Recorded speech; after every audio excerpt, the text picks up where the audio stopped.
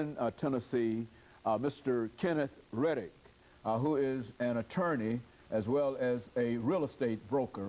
And of course, Mr. Reddick, let us welcome you to the show this morning and tell you how delighted we are to have you with us this morning, and at the same time to see if we might be able to get some information from you in reference to your background, your education, and some of your experiences that eventually led you to us this morning. And then we'll talk about the real estate market and have in some aspects of health in the state of Tennessee. Let's start off now. Thank you, Dr. Haney. It's a pleasure to be here with you today.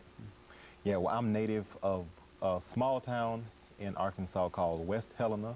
It's about an hour southwest of Memphis.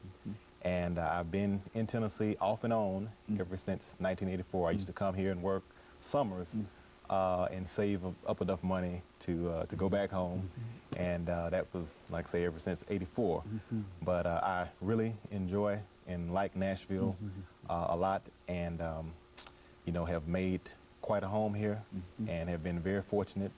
And I'm very thankful to be able to do, you know, what I do in service. Good. Because my thing is I'm very committed to public service. Okay, good. And I have been able to assist people as far as in real estate and legally, you know, with legal issues.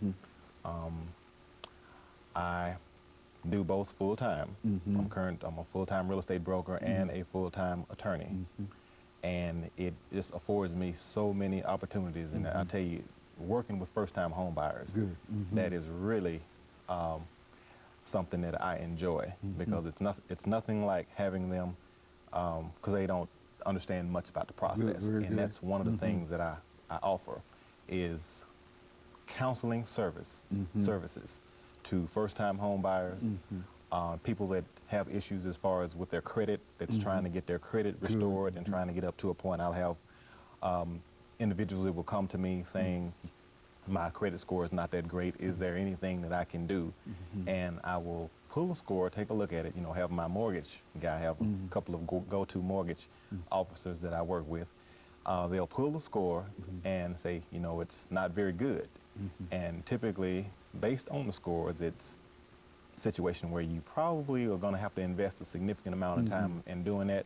But as long as I can tell that they are serious about the process and they really, really want to buy, I will take the time to assist them and help them out and give and work with them every step of the way, from ordering their information with the bureaus. I will let them know what they will need to do initially to get the process started, by way of contacting all three of the major credit bureaus, Experian, TransUnion, Equifax, and in writing, and request a copy of their score, and then that way we'll have something to look at, and then at that point make decisions as far as what needs to be done and what we need to get them to in order for them to qualify and be able, you know, to purchase a home.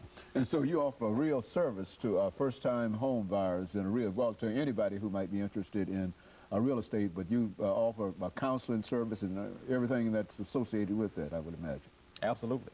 Absolutely. I enjoy, you know, thinking about what is it that we can do. Person comes to me and they say, well, I have a bankruptcy, I have a foreclosure. That's what the thing that I urge them to do is always disclose whatever it is and to be upfront about it. Because anything with a serious prospective buyer can be dealt with and can be handled, and you can ultimately get them to a position where they can be a home buyer. But you know, they would have to, I think the primary thing is it would be discipline. It would take discipline, and we'd have to do some things differently than what happened to get you in that, you know, 490 in other words, to 530 range. You would expect a person to be honest in reference to some of the things that they tell you if they have a desire to get a home, regardless of what their situation might be.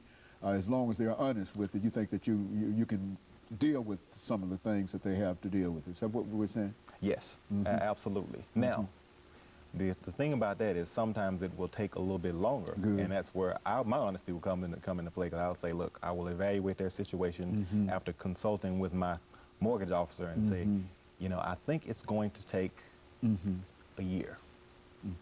sometimes in some situations even 2 years. And every once in a while, have to look right at someone and say, it is going to be a while before you will be able to buy.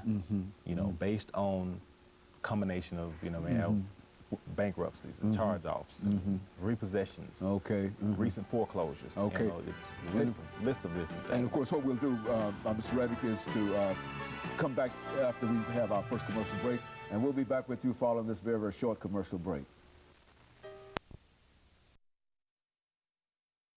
The topic is